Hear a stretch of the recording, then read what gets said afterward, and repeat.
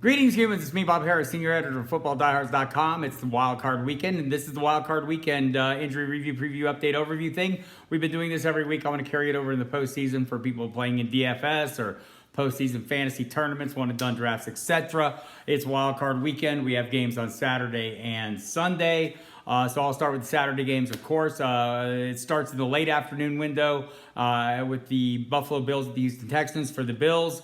On the skilled players, wide receiver Andre Roberts is the only guy listed. He's questionable with a foot injury, not of great interest. You should not be forcing him in the lineup. So also, Shaq Lawson listed as questionable. Levi Wallace, the cornerback, listed as questionable as well. It sounds like he's in better shape than we expect him to be. So Houston Texans, the guy that we all have our eye on is Will Fuller. This Texans offense is much better when Fuller's in there. They're able to go down the field much more effectively. He is questionable with a groin injury. James Palmer of NFL Network reported on Thursday, Thursday that his sources, multiple sources, tell him it's a long shot for Fuller to play. So that would move, obviously, Kenny Stills up in the rotation, maybe DeAndre Carter, maybe Kiki QT. I think you'd be outsmarting yourself if you go down that far past DeAndre Hopkins and maybe Stills.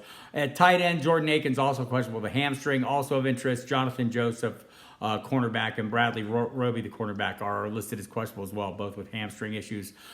So that's worth watching. Also, one note, if you read my DFS 3 and out column, it seemed, early in the week there was a lot of speculation about whether Tre'Davious White would shadow DeAndre Hopkins. White said on Friday that he's not, that he's going to line up on his side.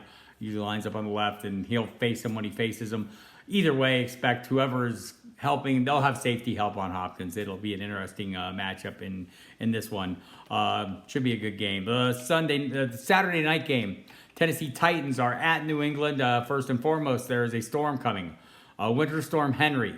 And it's not Derrick Henry, although Derrick Henry's coming too. And he is a storm. He's been on a rampage like a hurricane, putting up a ton of production. For the Titans, wide receiver Adam Humphries has been ruled out. Same ankle injury that's sidelined him since last month. A wide receiver, Khalif Raymond, has a concussion. He was downgraded to doubtful on Friday. It was questionable on the initial listing on Thursday. Cody Hollister, wide receiver, also questionable with an ankle injury.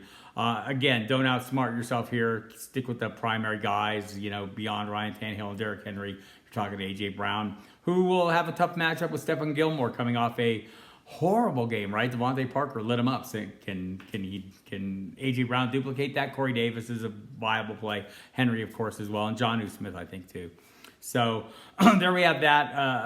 And for the Patriots, Julian Edelman listed as questionable once again. This has become the norm, right? We're all used to this. The shoulder seems to be... Edelman said on Thursday that he's feeling better than he has the last few weeks. You could see it, especially 2 weeks ago. That shoulder was really keeping him from reaching for passes, etc. So hopefully he can come back on, and hopefully that storm, which is not going to be snowy, I guess it's going to be more rain than snow is what the reporting now is, but it will also be cold. So it'll be interesting to see how these offenses fare. Derrick Henry, strength against strength, right? Patriots defense giving up 95 yards a game. Henry has been on a serious roll, the NFL rushing title winner after a huge game last week. But those huge games extend back. Over the last 6 games, he's been amazing.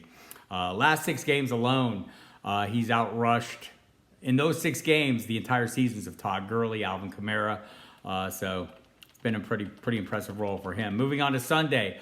Early afternoon window, we have the Minnesota Vikings at the New Orleans Saints. For the Vikings, the concern is on the defensive side of the ball.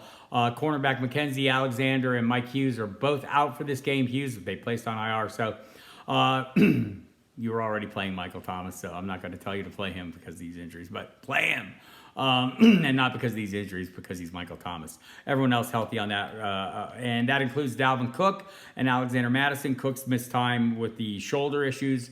And Madison with an ankle. Sounds like they're both back to full speed, practice fully. The word out of Minnesota is they're going to unleash Dalvin Cook in this game, and they'll need him to be on his game and really come through. It's a tough matchup, the rush defense anyway, but fortunately Cook has been a big piece of the passing attack as well.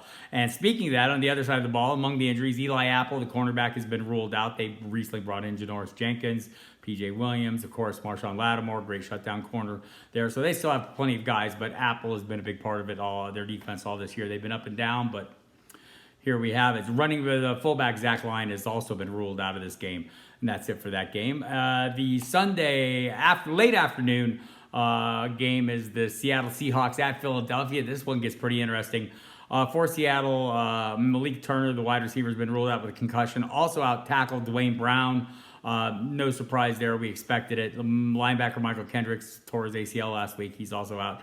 Questionable wide receiver Jerron Brown, guard Mike Iupati. That'd be an issue if missing both Brown and Iupati. We'll see how that plays out. Of course, the running back situation, as we all know, Marshawn Lynch doing more in practice this week is a better feel for the game plan, but don't sleep on Travis Homer. He was very busy. Talked to Tim Booth of the Associated Press today. He thinks that they'd love to carry the ball or run the ball 30 times and have an even split between those guys. We saw Travis Homer be a very good receiver last week as well. He's impressed them, but Lynch is a guy they'd like to get a little more out of this week as well. On the other side of the ball, it gets even trickier still. Not Nelson Aguilar. He's been ruled out. Makes it easy for us. Greg Ward, J.J. Arcega-Whiteside, the top wide downfield threats. There are others, but don't outsmart yourself on these. Zach Ertz listed as questionable with the ribs and back. Lacerated kidney is what they're not saying. The tackle Lane Johnson with the ankle also questionable. Zach Ertz has not been medically cleared. That could come Saturday. So if you're preparing for the games, check the news and views section of the site, and as opposed to the late breaking update section. We are not doing that in the postseason, but the news and views, which appears in a column down the right-hand side of the website, will have all the latest information, inactive announcements, etc. So watch for that, and we'll probably hear something on Saturday about Ertz's possibilities. Talked also to Dave Spadaro today from PhiladelphiaEagles.com.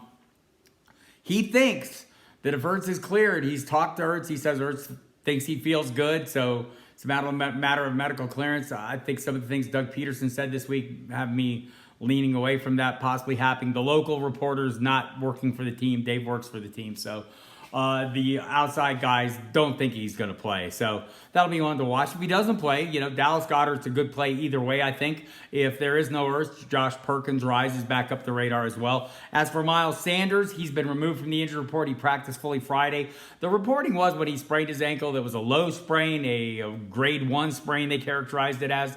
So not a significant major sprain, but still a sprain. So he's not 100%. Jordan Howard back in the mix. Boston Scott played extremely well last week.